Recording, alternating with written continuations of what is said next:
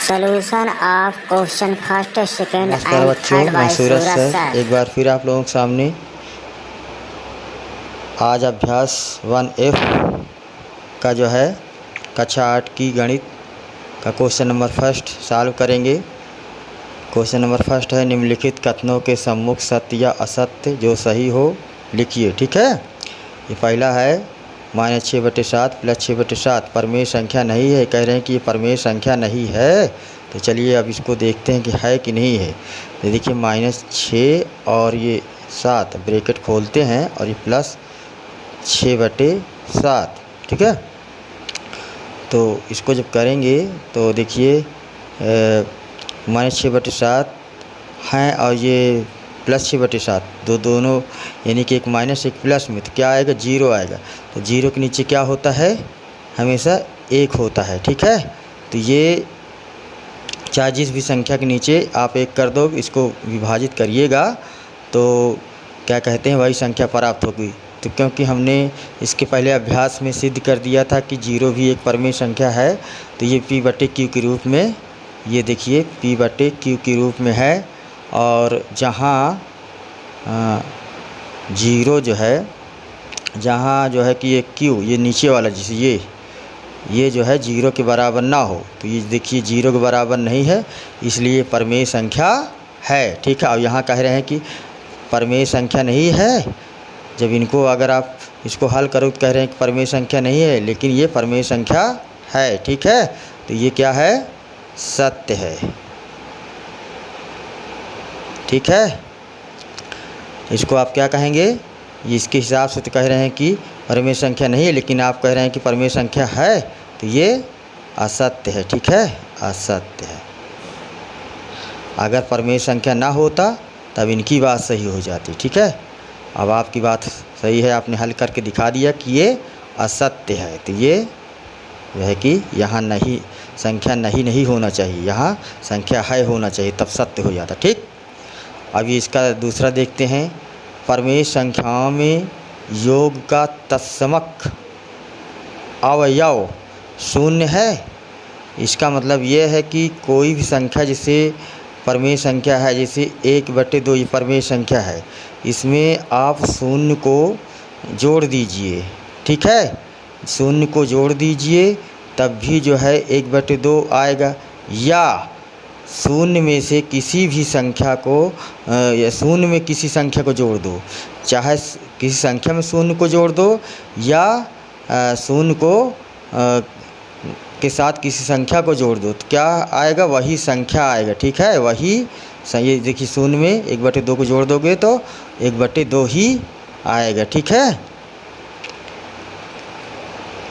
तो ये जो है परमेय संख्या में योग का तत्समक अवयव शून्य है। तो यानी कि शून्य को किसी संख्या में जोड़ें या कि शून्य में किसी संख्या को जोड़ें, शून्य में किसी संख्या को जोड़ें या किसी संख्या में शून्य को जोड़ दें। ठीक है, तो हमें वही संख्या प्राप्त होगी। तो ये यानी कि सत्य है,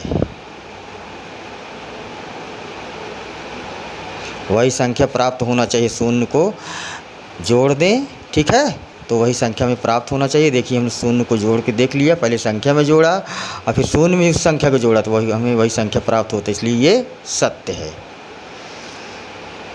फिर क्या है तीसरा, परमेय संख्या शून्य यानी शून्य का योगात्मक प्रतिलोम नहीं होता है।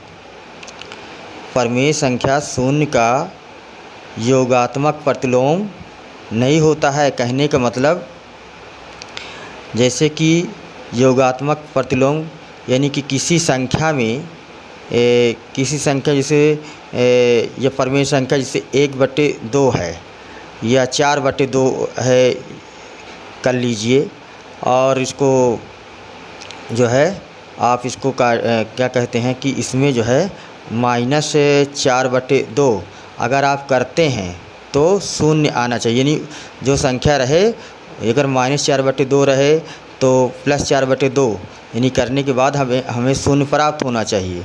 तो ये कह रहे हैं परमेय संख्या शून्य का योगात्मक प्रतिलोम नहीं होता है। तो तो शून्य का योगात्मक प्रतिलोम होता है। यानी परिमेय संख्या शून्य का योगात्मक प्रतिलोम नहीं होता है, तो शून्य का योगात्मक प्रतिलोम नहीं होता है, ये बात सत्य है। यानी कि शून्य के साथ न तो प्लस होता है न तो माइनस होता है, ठीक है।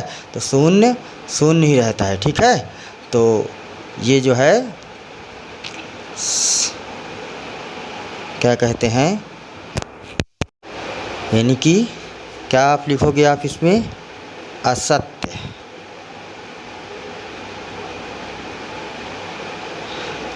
कह रहे हैं परिमेय संख्या शून्य का योगात्मक प्रतिलोम नहीं होता है, शून्य का योगात्मक प्रतिलोम शून्य ही होता है। जैसे देखिए आप जो है कि ना, देखिए शून्य है, अब शून्य को क्या कहते हैं, या तो माइनस कर दीजिए तब भी शून्य ही आएगा, और शून्य को प्लस कर दीजिए तब भी शून्य आएगा। लेकिन हमको कह रहा है कि योगात्मक प्रतिलोम, तो यानी कि चाहे माइनस करो चाहे प्लस करिए, तो शून्य ना तो माइनस में रहता है ना तो प्लस में रहता है, इसलिए ये कह रहे हैं कि नहीं होता है, तो ये नहीं होता है। देखिए ठीक है, हमने ये सिद्ध करके दिखा दिया है, तो ये असत्य है, ठीक।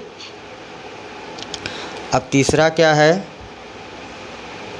किसी ऋणात्मक परिमेय संख्या का योगात्मक प्रतिलोम एक धनात्मक परिमेय संख्या होती है। तो ये सत्य है, किसी ऋणात्मक परिमेय संख्या का योगात्मक प्रतिलोम एक धनात्मक परिमेय संख्या होती है। इसे ऋणात्मक है, इसे 3/4 है, ये परिमेय संख्या है,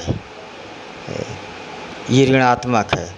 तो किसी ऋणात्मक परिमेय संख्या का योगात्मक प्रतिलोम एक धनात्मक परिमेय संख्या होती, तो इसका जो है योगात्मक जो है क्या हो जाएगा, योगात्मक में हमें 0 आना चाहिए, तो 3/4 कर दोगे तो ये क्या हो जाएगा, 0 आएगा, ठीक है। तो ये कह रहे हैं किसी ऋणात्मक परिमेय संख्या का योगात्मक प्रतिलोम एक धनात्मक परिमेय संख्या होती, तो ये देखिए धनात्मक परिमेय संख्या होती है, तो ये सत्य है, ठीक है। क्या है, सत्य। अब क्या है, पांचवा, परिमेय संख्याओं में घटाने का तत्समक अव्यय शून्य है। तो यहाँ आप लिखोगे असत्य। परिमेय संख्या में घटाने का तत्समक अव्यय शून्य है, ये नहीं होना चाहिए। परिमेय संख्या में घटाने का तत्समक अव्यय नहीं, यहाँ परिमेय संख्याओं में जोड़ने का तत्समक अव्यय शून्य है, ठीक है। अभी आपको पहले बताया हूँ इसके पहले, ठीक है। तो यहाँ असत्य है, घटाने का नहीं, यहाँ जोड़ने का होना चाहिए, इतना हमेशा ध्यान रखिएगा। फिर पांचवा क्वेश्चन है फर्स्ट का, परिमेय संख्याओं में गुणा का तत्समक अव्यय एक है। यानी कि कहने का मतलब कोई परिमेय संख्या है और गुणा में जो है, यानी आप उसको जो है, यानी 2/3 है और उसमें जो है कि 1 से आप गुणा कर दीजिए तो वही संख्या हमें प्राप्त होगी, ठीक है। या 1 में किसी संख्या को गुणा कर दीजिए तब भी हमें वही संख्या प्राप्त होती है, ठीक है। तो परिमेय संख्या में गुणा का तत्समक अव्यय 1 है, तो ये क्या है, सत्य है, ठीक। अब इसमें के देखिए, ये पांचवा के बाद ये छठवा हो गया है। अब सातवां देखिए, एक ऋणात्मक परिमेय संख्या का गुणात्मक प्रतिलोम एक ऋणात्मक परिमेय संख्या होती है।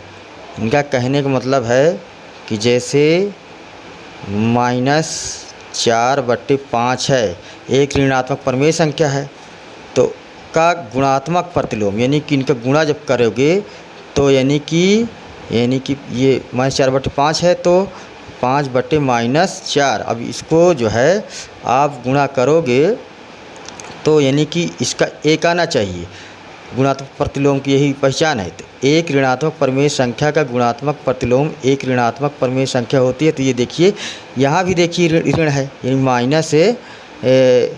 -4/5, इसको पलट दीजिए यानी कि 5/-4 हो जाएगा, -4। तो इसका अगर इनको जब काटेंगे, देखिए -4 से -4 कट गया और 5 से 5 कट जाएगा, तो मतलब हमारा ए का आंसर आता है। ठीक है, तो ये सत्य है।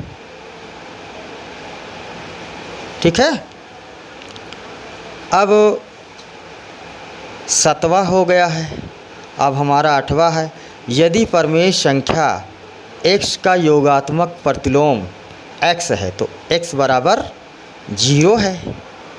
तो ये जो है क्या है, सत्य है। कैसे?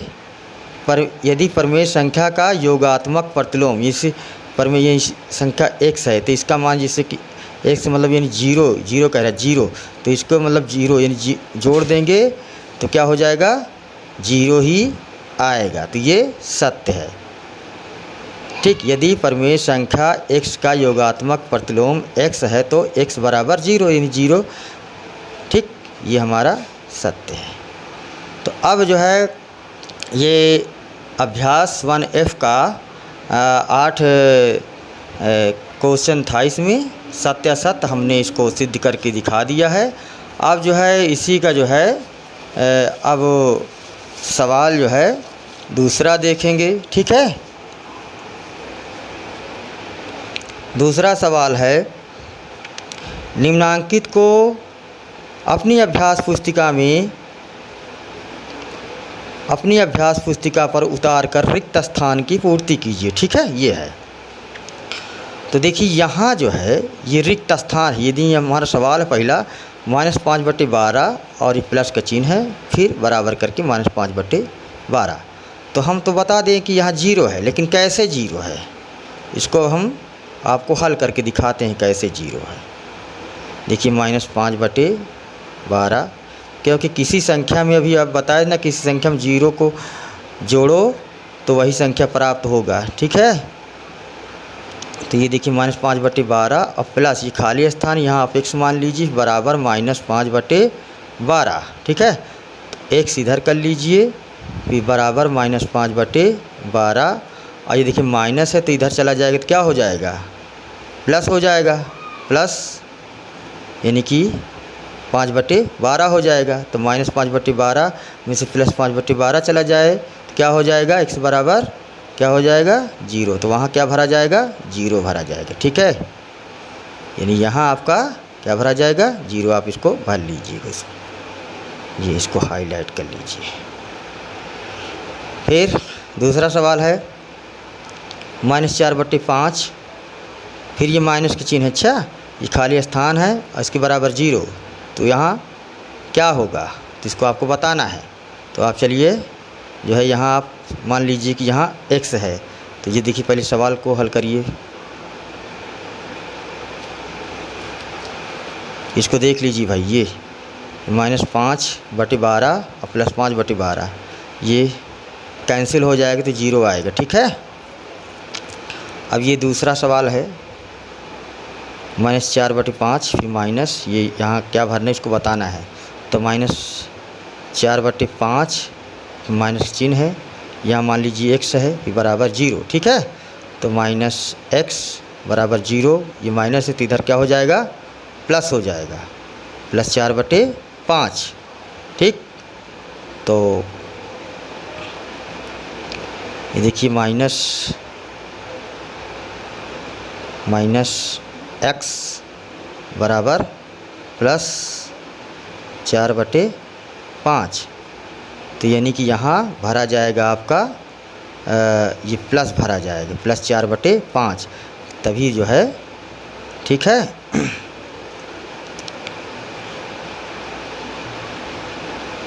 जब यहाँ आप यानी आप भर दीजिए 4/5। ठीक, और यहाँ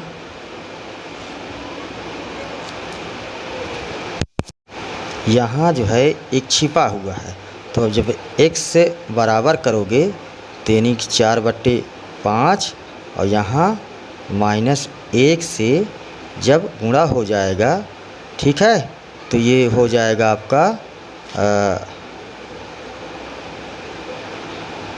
4/-5।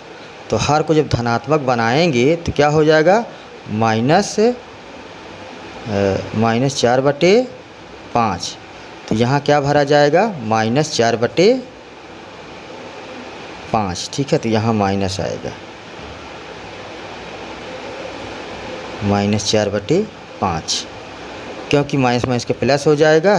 तो -4/5 में से +4/5 चला जाएगा तो 0 होगा, ठीक है। तो यहाँ आप भर लीजिएगा इसको, -4/5। अब इसका जो है तीसरा सवाल देखिए आप लोग।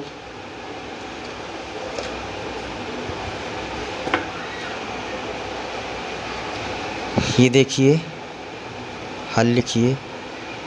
1/-2 की पावर -1 है। तो अगर इस तरह कभी सवाल रहे तो इसको क्या करना है आपको, माइनस यहाँ रहे तो इसको आपको जो है -2/1 इसको विलोम कर देना, पलट देना है। और यहाँ जैसे माइनस है तो यहाँ प्लस हो जाएगा जब, ठीक है। और इसको पलट दोगे तो यहाँ +1 हो जाएगा। यहाँ 2 रहता तो यहाँ 2 लिख देते, -2 रहता तो यहाँ 2 लिख देते, -3 रहता तो -3 कर देते, ठीक है। तो अब देखिए, क्योंकि इसका मतलब होता है -2 की घात 1/1 की घात 1। तो अगर आप जो है -2 को मतलब 1 घात 1 है तो -2 ही रहेगा, और 1 की घात 1 है तो 1 ही रहेगा। तो 1 जो है हर में रहता है। ये देखिए, ये सवाल था, हमने इसको यानी -1/-2 है तो इसको जो है कि ये पावर -1 है तो इसको आप पलट दीजिए, यानी कि -2/1 कर दीजिए और पावर 1 लगा दीजिए। यहाँ माइनस था तो यहाँ प्लस कर दीजिए। ये देखिए, जब करें तो यहाँ देखिए, इसका मतलब होता है कि दोनों में जो है कि पावर लगा हो। यहाँ भी जैसे दोनों में पावर लगा हुआ है, 1 में भी पावर -1 है और -2 में भी -1 की पावर है। तो जब पलट दिए तो ये यानी कि पॉजिटिव में हो गया, धनात्मक में हो गया, ठीक है। इसी तरह आपको सवाल करना है। ये देखिए, -2 की पावर 1 है और 1 की पावर 1 है, तो बराबर करेंगे तो इसको यानी -2 की पावर 1 है तो -2 ही रहेगा, और 1 की पावर 1 है तो 1 ही रहेगा, ठीक है। तो जब यानी हर में 1 रहे तो यानी कि उसको आप चाहे ना लिखिए, कोई फ़र्क नहीं, क्योंकि 1 से भाग दोगे तो वही संख्या जो ऊपर रहता है वही प्राप्त होगा, ठीक है। तो इसलिए हमारा आंसर जो है क्या हो गया, -2, ये आंसर हो गया, ठीक। तो यहाँ क्या भरा जाएगा, -2।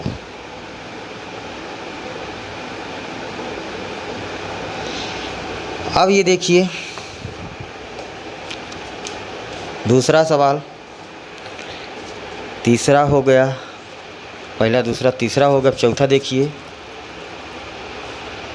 -2/3 गुणे 1/4 और ये माइनस पावर 1 लगा हुआ, यहाँ क्या भरा जाएगा, बताते हैं क्या भरा जाएगा।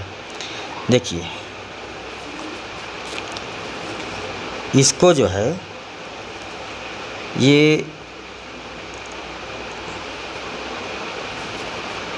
2 तिया 6, माइनस प्लस का माइनस, बटे 3 चौको 12, ये -1 पावर लगा हुआ है। फिर इसको आप बताए थे कि पलट दीजिए इसको, तो ये 12/-6 हो जाएगा और यहाँ पावर 1 लगा दीजिए। अब इस हर को धनात्मक बनाने के लिए -1 से हर और अंश में गुणा करोगे, यानी कि हो जाएगा 12 एकम 12, यानी -1 और 12 कितना हो जाएगा, माइनस, और -6 और -1 को मल्टीप्लाई करोगे यानी गुणा करोगे तो क्या हो जाएगा, माइनस का हो जाएगा प्लस। ये देखिए, ठीक। तो ये देखिए 6 कम 6, 6 दूनी 12, ये माइनस है, ठीक है। तो हमारा कट की क्या हो गया, यानी कि -2 और ये पावर जो है 1 लगा हुआ है, तो 1 का पावर अभी आपको सिद्ध करके दिखाएं, ठीक है, कि जितना रहे ये बेस में आधार में जितना रहे वही रहेगा। तो ये -2 है, तो ये -2 ही आंसर आ जाएगा, ठीक है। ये आंसर हो गया। तो यहाँ क्या भरा जाएगा, यहाँ भी आपका -2 ही रहेगा, ठीक। ये भी आसानी से हो गया है। अब क्वेश्चन नंबर तीसरा है 1f का प्रत्येक स्थिति में x का मान बताइए, ठीक है। प्रत्येक स्थिति में x का मान हमें बताना है। तो चलिए भाई, प्रत्येक स्थिति में हम x का मान बता रहे हैं। पहले हल लिखिए। देखिए 2 को x से गुणा करोगे तो क्या आएगा, 2x आएगा, बटे में 3 बराबर 1 है। इसके नीचे एक छिपा रहता है, इसको क्रॉस मल्टीप्लाई करिए, यानी तिर्यक गुणा। तो इसको करोगे 2x से 1 में करोगे तो क्या आएगा, 2x ही आएगा।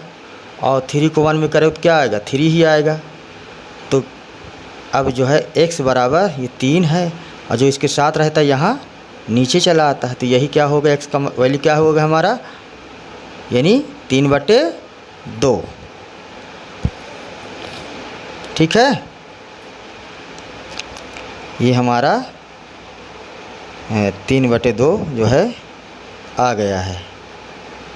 अब जो है इसका दूसरा सवाल देखते हैं। ये देखिए x बराबर 3/2। अब ये देखिए -3/4 और प्लस x, यहाँ देखिए एक छिपा रहता है, बराबर 0 है, ठीक। इस तरह कभी सवाल रहे तो इसके नीचे भी एक लिख लीजिए, यानी कि अब सबका एलसीएम ले लीजिए बराबर करने के लिए। सब एलसीएम लेंगे, यानी 4 1 और 1 का तो क्या हो जाएगा, 4 ही आएगा।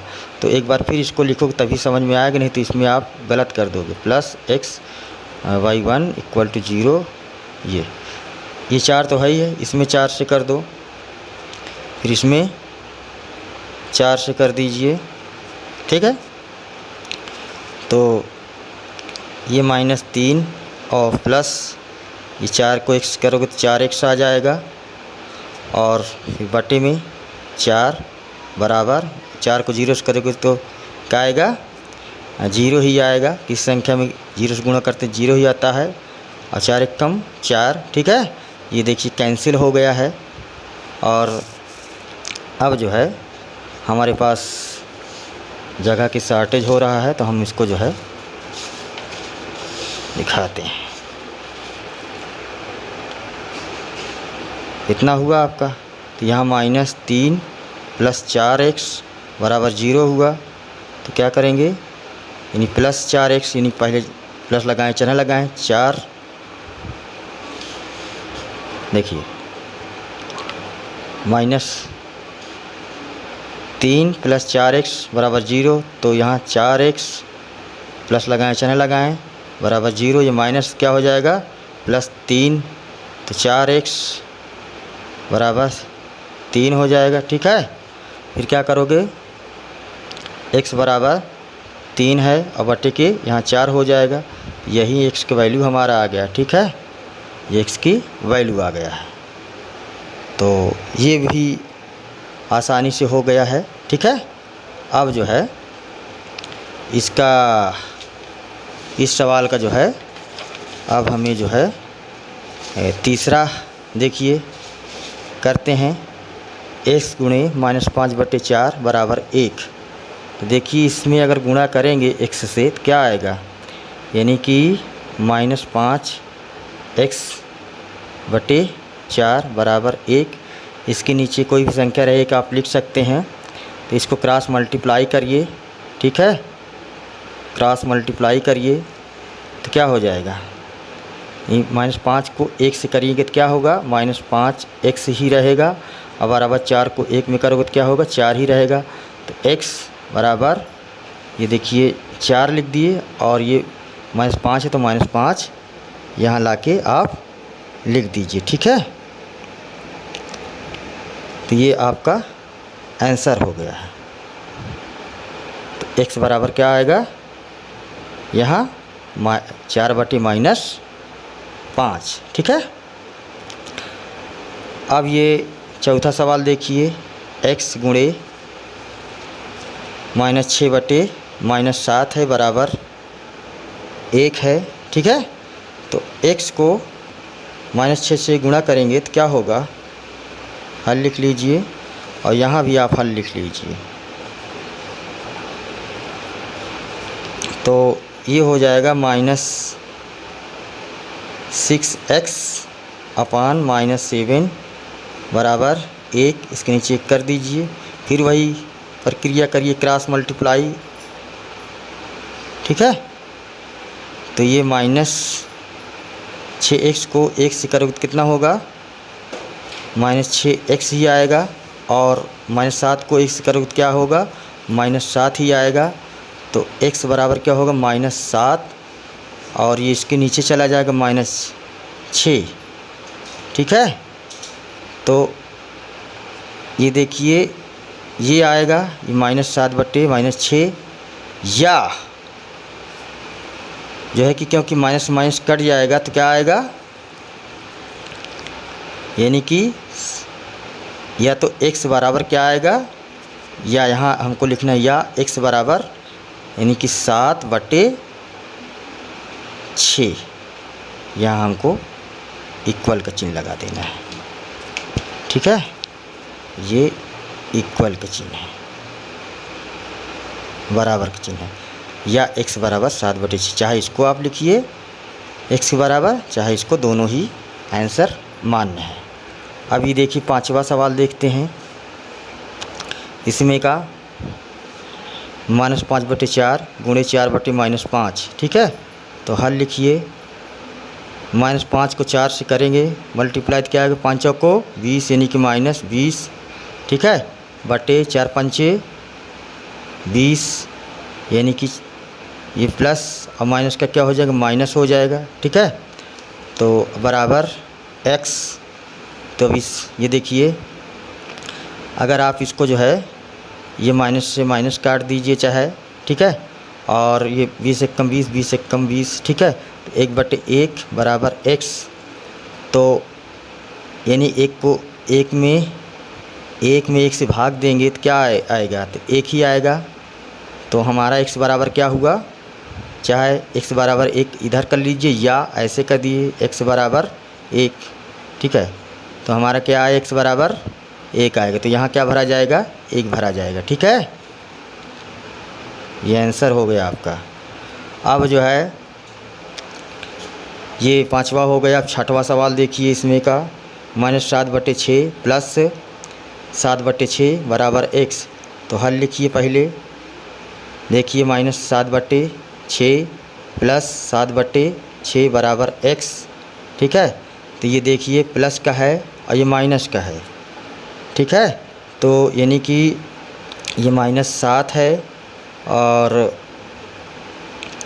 कहने का मतलब ये कैंसिल आउट हो जाएगा, यानी कहने का मतलब ये -7 है प्लस 7 है बटे 6 है बराबर x। तो +7 -7 यानी कि एक माइनस में एक प्लस में है तो क्या हो जाएगा, 0 हो जाएगा बटे 6 बराबर x। और 6 को 0 में भाग दोगे 6 से तो क्या आएगा, 0 ही आएगा बराबर x, ठीक है, या x बराबर 0। यही आंसर आ गया। तो हमारा x बराबर क्या यहाँ भरा जाएगा, 0 भरा जाएगा, ठीक है। अब जो है कक्षा 8 की जो है गणित 1F का जो है पहला, दूसरा, तीसरा हो गया है। अब जो है इसमें 3 सवाल और बाकी हैं। क्वेश्चन नंबर 4, 5वां व 6वां, इसको नेक्स्ट वीडियो में आप लोगों को हल कराएंगे। तब तक के लिए धन्यवाद। Have a good day to all of you guys.